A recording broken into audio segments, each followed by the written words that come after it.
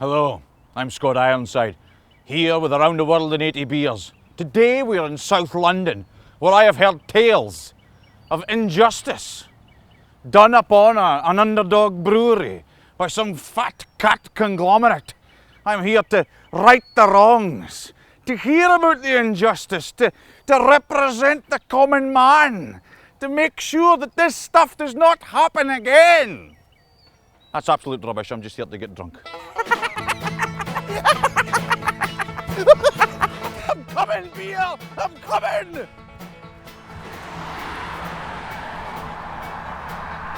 We are now on Belleville Road. We're here to find the Belleville Brewery company, which is run by a very nice man here called Adrian Thomas. They've been in the papers recently because a large beer conglomerate by the name of Anheuser-Busch have decided to start legal action against them because they have a product called Bellevue, which is a beer, spelled V-U-E, and these guys are called Belleville. In fact, just come here, look at it.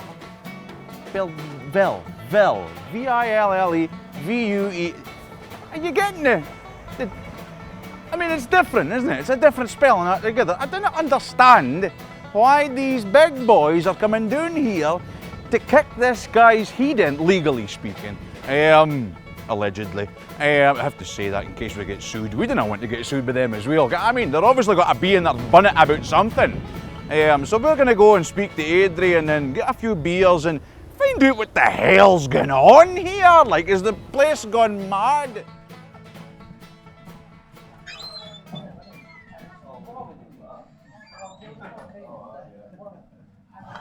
Adrian, how you doing? Nice to meet you, Scott. How you doing? Very well, man, very well. Now, I hear that you've been having a little bit of bother with some pesky Yanks. Well, I'm not sure they're Yanks. I think they're sort of multinational. But yes, a bit of bother, which I hope now has been resolved. So I hear that you've come to some sort of arrangement. Is that right? Yeah, I mean, the most important thing throughout all of this was that we kept our name. The name, in some respects, is the most important thing to us. It's where we've come from. It's our place in the community. So I'm happy to have kept the name. I'm happy to be able to keep on brewing,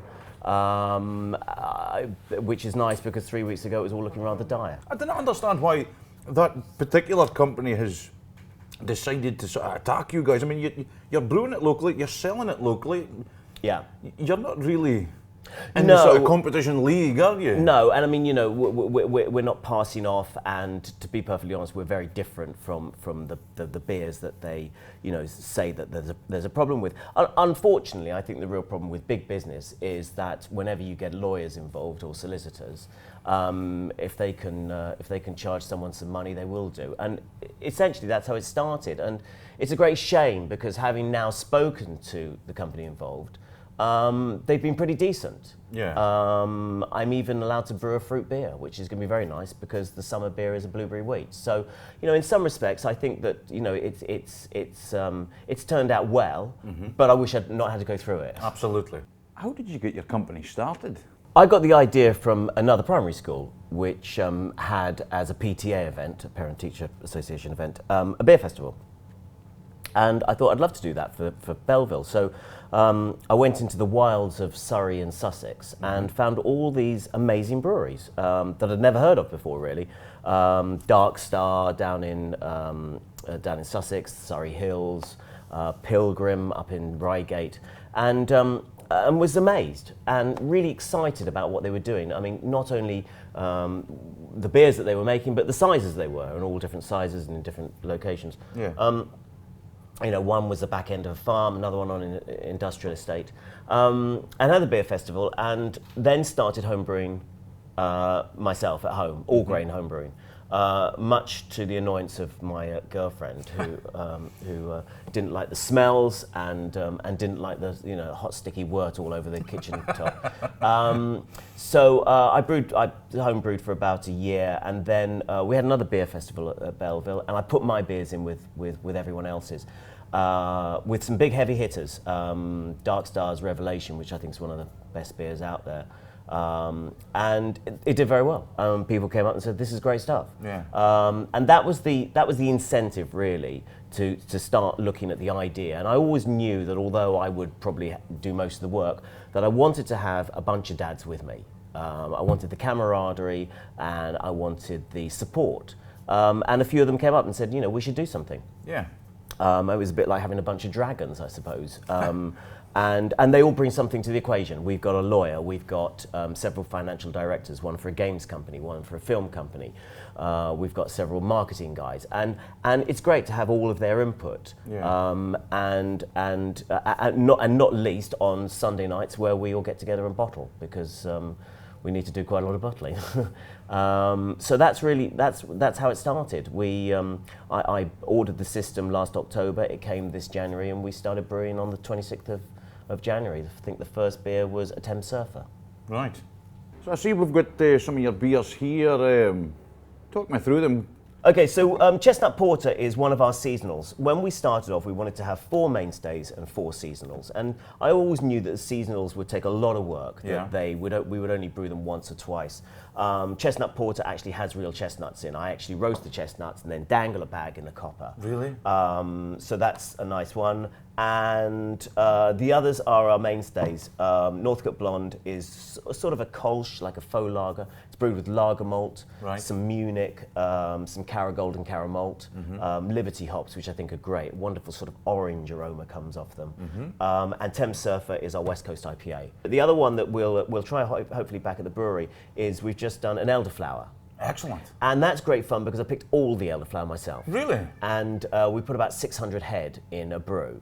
Wow. So it's a good couple of carrier bags full. So I've got my kids and the girlfriend going out every 5 minutes down to the wilds of Surrey. You've got your workforce sorted. Yeah, exactly. And they're all, all of our seasonals are very, very labour intensive. The blueberry wheat's not such a big problem, but the pumpkin, spiced pumpkin that we'll do in October, it's the flesh of 10 pumpkins cooked that goes into each brew, so that one really will be. And the whole point about it, they're just great fun to do. I wanted to do something that was different, and we might only brew them twice in a year. But it's nice when someone goes to a festival and says, "Oh my God, I had this, the pumpkin beer from Belleville," and people then want to try it, and suddenly it's all gone. Yeah. And so those 4 seasonals almost are the fun things. I love brewing the other beers, but ultimately when you've got a seasonal to think about, it's kind of special, and it brings in the changes of the year, and that's another nice thing, as food does. Well, you've piqued my interest. I think we better head to this brewery of yours and try great. your elderflower beer. Yeah, great. Let's go. Fantastic. All right.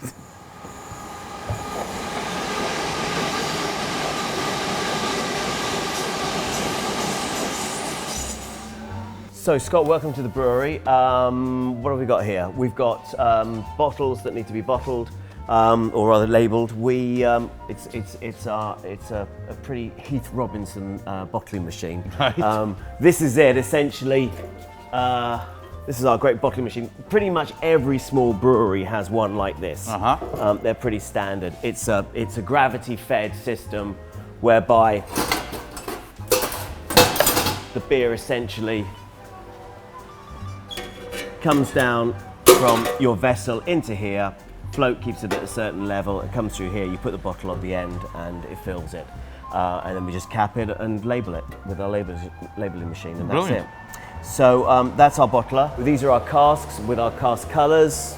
As you probably know, every brewery has 2 or 3 different bands. Our cold store came from a second-hand Budgeons in Leamington Spa. We're very pleased with this. Three of us went up in a van, collected the thing, took it apart, brought it down here, put it back together again. And what I was going to show you is something that I talked about in the pub. This is Bullion. It's not very well known. It's an American hop, and just when I was talking to you about the sort of blackcurrant, if you stick your head in there, you'll get an idea about what I meant. Oh, wow. And that's what we use in our Battersea Brownstone.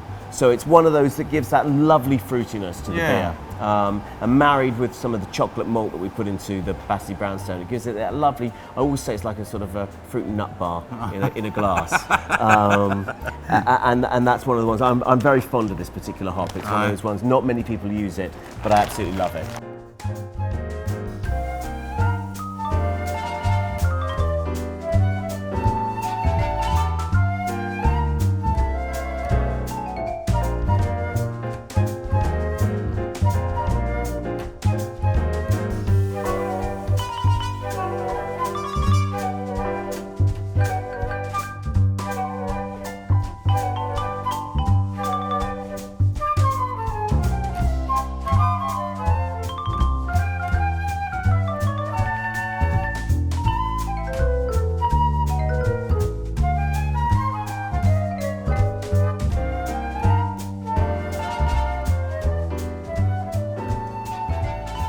So I almost feel it's one of those ones that you should drink, nice and cloudy, pour the whole bottle in.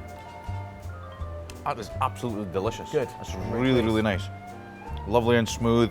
Oh, I would happily drink 4 or 5 of these in a nice summer's afternoon. That's beautiful stuff. Beautiful.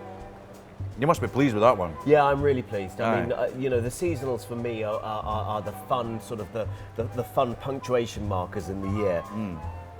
They ring in the changes in the year, and I think that, especially with spring, I mean, it's been very late this year, but the elderflower for me it says that spring is on the way.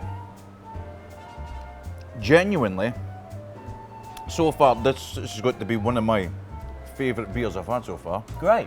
Next to the Kelpie with the Williams brothers, I mean, that was an excellent beer, but I'm really pleased. This is very, very nice. Great. Really, really nice indeed. Yeah, buy this man's stuff. It's really, really nice. It's really, really good. That's fantastic. Good, I'm pleased.